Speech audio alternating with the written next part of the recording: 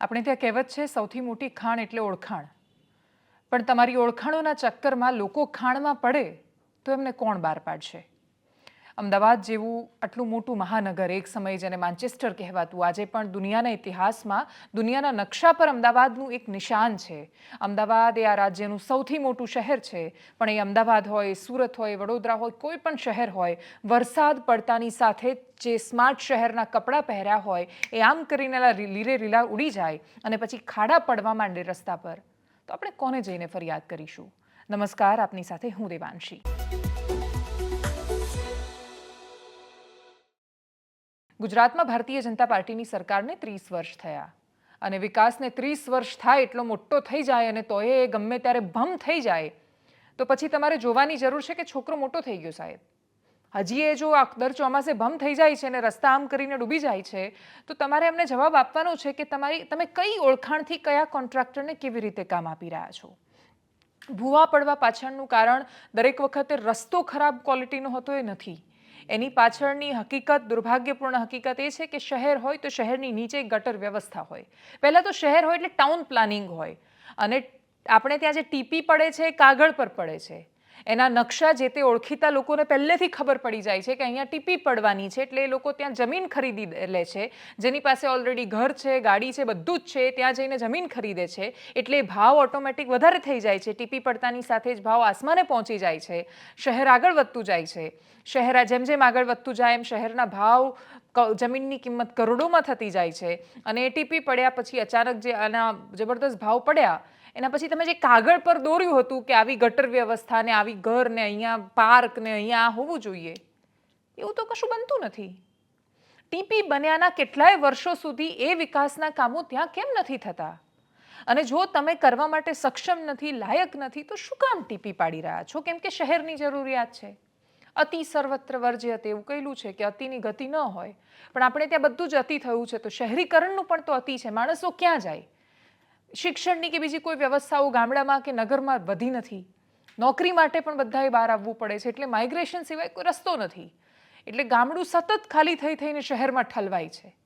અને જે લોકો ઠલવાઈ રહ્યા છે એને તમે લિટરલી કચરો સમજી રહ્યા છો. કેમ કે નવા શહેર જે વિકાસ પામ્યું, કોટ વિસ્તારમાંથી બહાર નીકળ્યું, નદીની આપાર આવ્યું, પાલડીથી આગળ નીકળીને હવે બોપલ શેલા સુધી પહોંચ્યું, એ શહેરના લોકોની કિંમત શું કરી નાખી છે તમે? કરોડો રૂપિયાના એ ઘર લે છે. એ કરોડો રૂપિયાના ઘર લે છે તો એ લાખો રૂપિયા તમને ટેક્સ આપી રહ્યા છે. અને એ દર વર્ષે લાખો રૂપિયા આપતા ટેક્સવાળા માણસની કિંમત તમે કચરા જેવી કરો છો કે તો બહારથી આવીને અહીંયા ઠલવાયા છે. એ ઠલવાયેલા લોકો માટે કોઈ પ્લાનિંગ નથી થયું.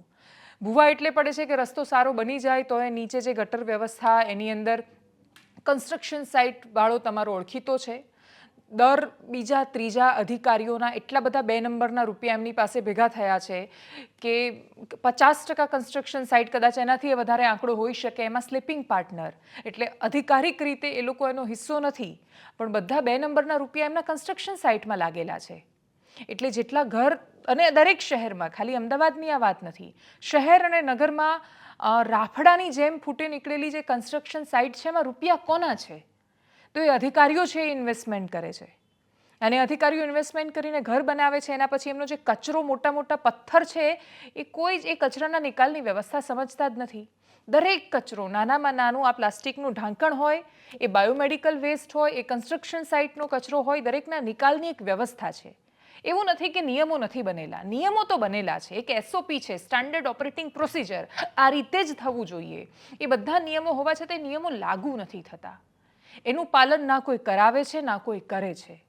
નિયમ લાગુ ન કરતો કે એનું પાલન ન કરતા એ કન્સ્ટ્રક્શન સાઇટવાળા લોકો જે મોટા ને મોટા ગમે ત્યારે પથરા ફેંકી દે છે, કાં તો ઇન્ડસ્ટ્રીવાળા AMCની ગટરની પાઇપલાઇનમાં પોતાનું ગંદુ પાણી નાખે છે. એમને તો એવું લાગે છે કે ગટર ગંગા બધી જઈને સાબરમતીમાં જવાની છે. આપણા બાપનું શું? એ તો આપણા બાપનું જ જાય છે. આપણને ખબર નથી પડતી, અને ખબર પડશે ત્યારે બહુ મોડું થઈ જવાનું છે. ભૂવો એ જોઈને થોડું પડે છે કે આ બિલ્ડરની ગાડી અહીંયા ઊભી છે, અહીંયા એનું શેલામાં મસ્ત મોટો બંગલો છે કરોડોનો, એટલે અહીંયા તો ન જ પડાય. ભૂવો પડી જાય છે ગમે ત્યારે નીચે. કેટલા માટે? ફોર્સથી જ્યારે પાણી આવે છે એ ગટરનું, અથવા એ પથ્થરના કારણે ગટરની પાઇપલાઇન તૂટી જાય છે. તૂટેલી પાઇપલાઇનમાંથી બહાર નીકળતું પાણી એ માટી સાથે ભેગું થઈ જાય છે. ઉપર રોડ હોય છે, નીચે કશું હોતું જ નથી, પોલું થઈ જાય છે. જેવી ગાડીનું વજન ગયું કે તરત ભમ, 30 વર્ષનો વિકાસ ખાડામાં. ગાંધીનગરમાં પણ આ થયું.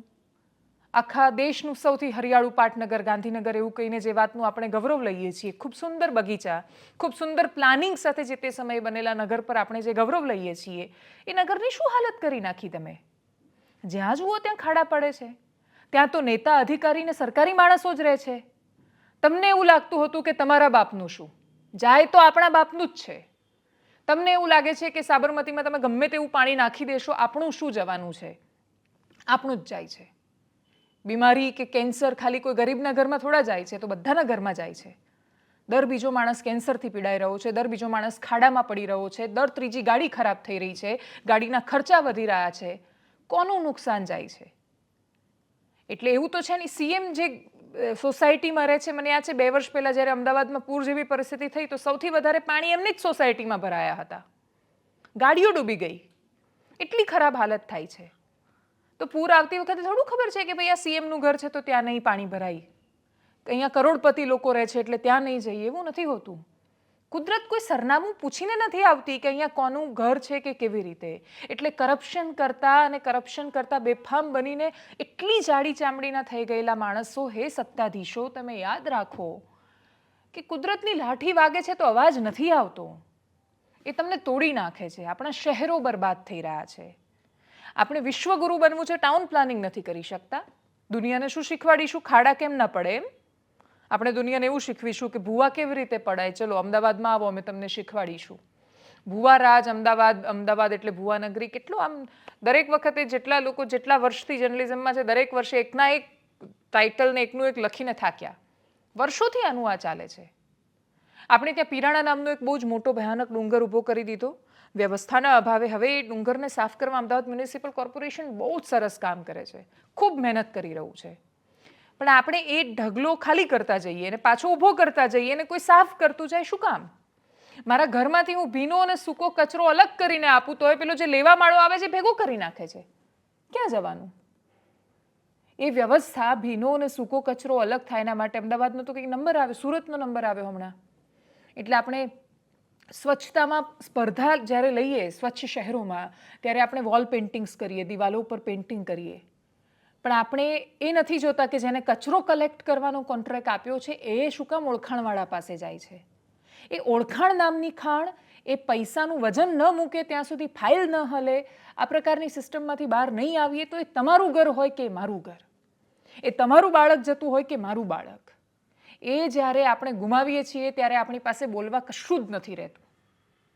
અને એટલે જ તમે જોયું હોય તો જ્યારે કોઈ પણ અમીર વ્યક્તિ કે જે સીધો સત્તા કે કોઈની સાથે સંકળાયેલો છે એ દુર્ઘટનાનો શિકાર બને છે તો એ અવાજ એ નથી કરતો.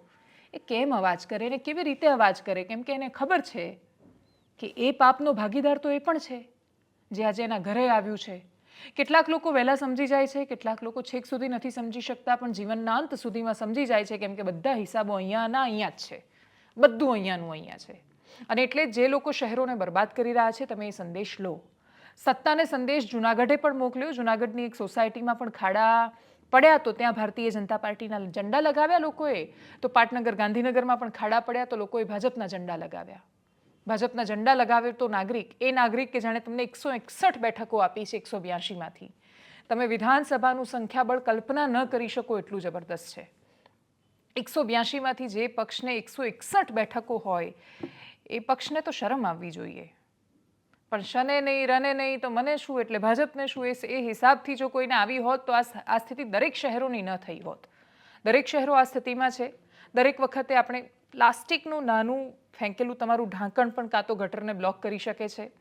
આપણે આપણા રસોડામાં તમે જોતા હશો, જો તમે રસોડામાં સિંક છે ગાળવા માટે મૂકેલું છે, જો તમે એમાં બેફામ કચરો જવા દો છો તો એ જામ થઈ જાય છે અને તમે એને સાફ નથી કરી શકતા. તો આ તો એટલી મોટી ગટર છે, એ કેવી રીતે જામ થાય છે?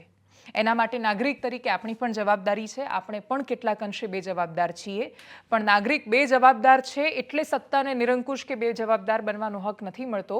કન્સ્ટ્રક્શન સાઇટના મોટા પથ્થર કે બેફામ ઇન્ડસ્ટ્રીનું પાણી ગમે તે પાઇપો તોડી નાખવી એ કરવા આ રાજ્યનો નાગરિક કે શહેરનો નાગરિક નથી જતો. મોટી હોનારતો જે થાય છે એ મોટી ભૂલો અને મોટી બેદરકારીના કારણે થઈ રહી છે અને એટલે એને રોકવી પડશે. હવે એ ક્યારે રોકાશે ખબર નથી. ગાંધીનગર, અમદાવાદ અનેક જગ્યાએથી આવી તસવીરો સામે આવી છે. સુરતમાં પણ આનું આજ જોવા મળે છે. અને જ્યારે આવું થાય છે અને કમનસીબ દુર્ઘટનાઓ સામે આવે છે ત્યારે આપણી પાસે જવાબ નથી હોતા. મોટાભાગના લોકો જે ગાડી લઈને કાલે રવિવાર માણવા માટે નીકળ્યા હતા એમાંથી કેટલાય લોકો એવા છે કે જેણે આજે ગાડી રિપેરમાં મૂકી છે ને એનો એ ખર્ચો આવ્યો છે. એટલે 1000-2000ના ચાંદલા લાગ્યા છે. અમદાવાદ મ્યુનિસિપલ કોર્પોરેશનનું 12,263 કરોડનું બજેટ છે. 2 વર્ષનું બજેટ ભેગું કરો તો ગોવા નામના એક રાજ્યનું આખું બજેટ નીકળી જાય. એટલે 12,263 કરોડના બજેટમાં 1,000 કરોડની જે ફાળવણી છે એ સ્પેસિફિક રિવરફ્રન્ટનો ફેઝ 3 ત્રીજા ભાગ બનાવવા માટે થઈ છે. આપણે 20 કરોડ લોટસ ગાર્ડન એટલે આમ સરસ મજાના ફૂલોનો એક બગીચો બનાવીશું એના માટે કર્યા છે. આપણે ફ્લાવર શો કરીએ છીએ એની પાછળ કરોડો રૂપિયા ખર્ચીએ છીએ. એ એક તમારી પાસે પૂરતું બજેટ છે ને તમે એની પાછળ ખર્ચી રહ્યા છો. નાગરિક તમને ભેગા કરીને પૈસા આપે છે. 12,263 કરોડ એએમસી પાસે ક્યાંથી આવ્યા? સુરત પાસે આટલા બધા રૂપિયા ક્યાંથી આવે છે? જુનાગઢ પાસે, કોર્પોરેશન પાસે ક્યાંથી આવે છે? આ રાજ્ય પાસે 2 લાખ કરોડનું બજેટ કેવી રીતે બને છે? પેટ્રોલ ડીઝલમાંથી જે વેટ ટેક્સ જે જાય છે લગભગ 37 રૂપિયા કિંમત થાય છે પેટ્રોલ અને ડીઝલની. બધો ખર્ચો ને બધું થઈ ગયા પછી આપણે 80, 90 કે 100 રૂપિયામાં ભરાવીએ છીએ. તો ઉપરનો જેટલો રૂપિયો છે એ ટેક્સ છે. અને એ ટેક્સ રાજ્ય અને કેન્દ્ર બંને સરકારના હિસ્સામાં જાય છે. એટલે કેન્દ્ર સરકારનું બજેટ હોય કે રાજ્ય સરકારનો આપણો હિસ્સો છે એમાં. હું 100 રૂપિયાની વસ્તુ ખર્ચીને 28% જીએસટી એટલે 100માંથી 28 રૂપિયા જો સરકારને આપી રહી છું તો એક ભાગ કાઢી રહી છું. નાના હતાને જેમ ભગવાનનો ભાગ કાઢતા એમ. પણ પછી ભગવાન તો કૃપા દ્રષ્ટિ રાખે. તો સરકારને વ્યવસ્થા માટે જ્યારે આટલો મોટો હિસ્સો નાગરિક પોતાની કમાણીમાંથી આપે છે તો તમે નાગરિક પર ન ઢોળી શકો. બધું નાગરિક કેવી રીતે કરે? સરકારી શિક્ષણ સારું નથી, એક કામ કરો, બધા દાતાઓ ભેગા થાવ, ગ્રાન્ટીનેડ આ શરૂ કરો, પ્રાઇવેટ શરૂ કરો, બધું આ કરો. એટલે મારા છોકરા પ્રાઇવેટમાં ભણવા જાય, હું બીમાર થાવ તો મારે પ્રાઇવેટમાં જવાનું, બધું જ પ્રાઇવેટ. અને બાકીનું બધું તમારા પર જેટલી જવાબદારીઓ માંડ થોડી બચી હતી એને તમે કોન્ટ્રાક્ટ પર આપી દીધી.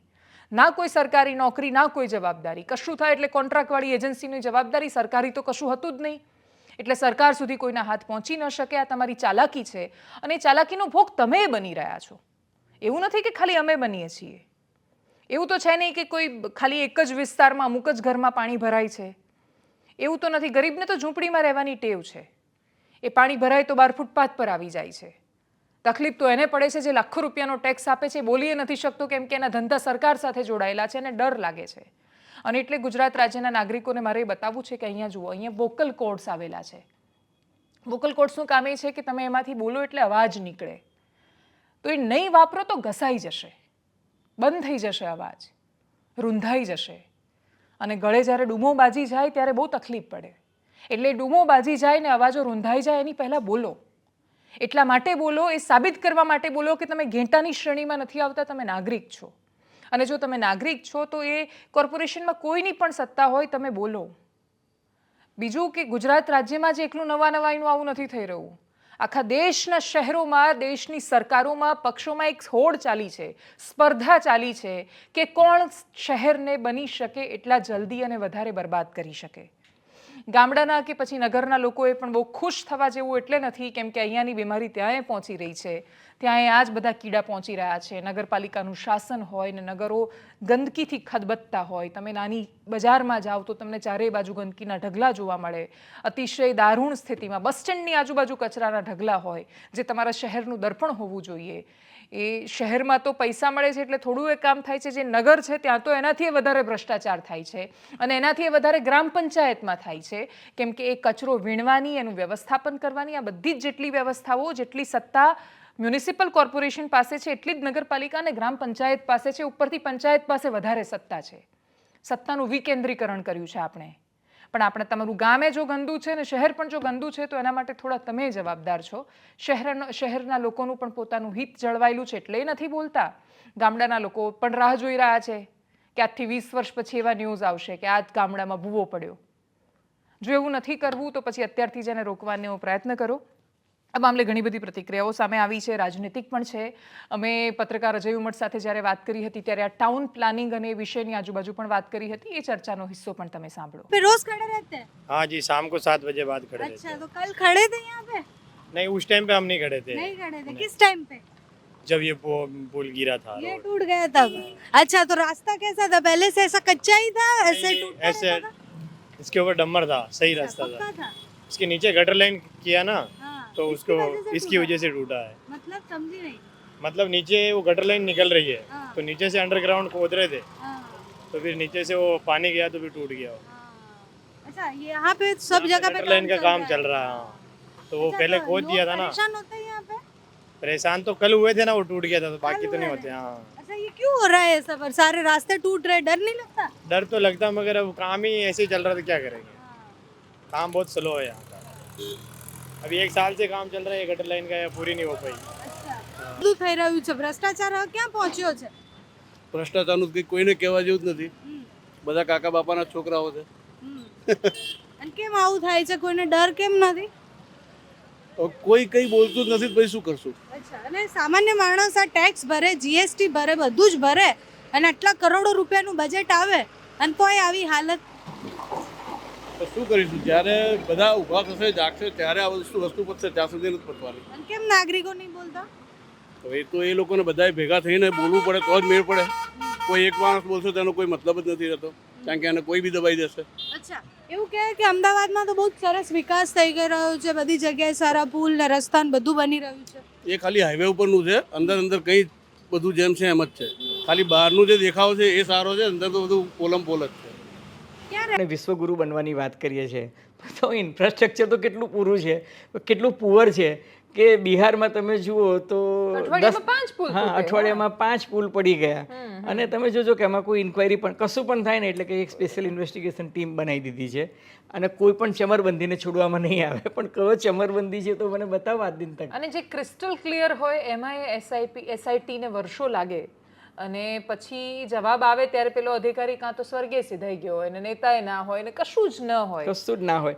બિહારમાં છેલ્લા 7 દિવસમાં 5 બ્રિજ પડી ગયા છે અને છતાંય તમે જુઓ કે કોઈ એના વિશે કોઈ બોલતું જ નથી. અને બીજું કે મોટા મોટા બ્રિજ છે પડી ગયા છે છતાં એના વિશે કોઈ એવો હોબાળો થતો જ નથી અને દેર ઇઝ નો રિમોર્સ. તમને એવું નથી થતું કે ભાઈ આ કઈ રીતના થઈ શકે? તમે જુઓ કે જાપાન છે કે યુરોપના કોઈ દેશમાં બન્યું હોય કે અમેરિકામાં થયું હોય કે યુકેમાં થયું હોય તો લોકો તમારી રેવડી દાણે દાન કરી નાખે, પણ એટલી જાડી ચામડીના આપણા પોલિટિશિયન્સ છે અને એમાં તમામ રાજકીય પક્ષો કોઈ પણ અપવાદ વિના કે એ લોકોને કોઈ જવાબદારીનું ભાન જ નથી. તમે મને સમજાવો કે દિલ્હી એરપોર્ટ માન્ય વડાપ્રધાન નરેન્દ્ર મોદી એનું ઉદ્ઘાટન કર્યું હતું. જબલપુર જે છે એનું 3 મહિના પહેલા માન્ય વડાપ્રધાને ઉદ્ઘાટન કર્યું હતું. રાજકોટનું પણ એમણે રાજકોટનું પણ એમણે ઉદ્ઘાટન કર્યું હતું. તો જ્યાં વડાપ્રધાન નરેન્દ્ર મોદી જેવી વ્યક્તિ આવતી હોય ત્યાં તો તમારું સેફ્ટી લેવલ નોર્મલ કોર્સિસમાં પણ સેફ્ટી લેવલ 1 to 100 હોય. તો પ્રાઇમ મિનિસ્ટરે જેનું ઉદ્ઘાટન કર્યું હોય એનું સેફ્ટી લેવલ તો 1 to 200 હોવું જોઈએ, કારણ કે પ્રાઇમ મિનિસ્ટર આવતા હોય ત્યારે એસ સચ ઓલ્સો તમારે સેફ્ટીના નોર્મ્સને જાળવવું જોઈએ. અમદાવાદનો હાટકેશ્વર બ્રિજ બરાબર છે, ગુજરાતમાં કેટલા બ્રિજ તૂટ્યા છે બરાબર, પણ હવે દેવાનસિંહ મેં તો એવું સાંભળ્યું કે 30 મીટરનું જે સ્પાન હોય એના માટે જે સિમેન્ટને સ્ટ્રક્ચર ને સળિયા ભરવાના હોય એ જ વસ્તુ આગળ 45 મીટરમાં પણ એ જ હોય. એનો અર્થ એ થયો કે પછી મટીરિયલની ચોરી થવાની છે, સિમેન્ટની જગ્યાએ સાગોડ મિક્સ થવાનો છે અથવા તો પેલી ફ્લાઇંગ એસ નાખવાના છે. અને બીજું કે કોઈ ક્વોલિટી કંટ્રોલ જે છે એનું ચેકિંગ જ નથી થતું. પણ જે ક્લાસ 1ના લોકો જે હજારો કરોડ રૂપિયાનું કરપ્શન કરીને બેઠા છે અને જેને કારણે અમદાવાદ શહેર અને આસપાસ રિયલ એસ્ટેટ જે છે એકદમ બબલની જેમ ફૂટ્યું છે કેમ કે બધા પૈસા ત્યાં જ બધા પૈસા invest કરે ત્યાં જ છે જાય તેને. છે. તમે જુઓ કે એવી કોઈ Sleeping partners છે બધા અધિકારીઓ. સ્લીપિંગ પાર્ટનર્સ છે સાચી. અધિકારીઓ અને એના આધારે જ બધી પોલિસી રચાતી હોય છે ને તો જ પછી આ સ્કેમ થતા હોય છે.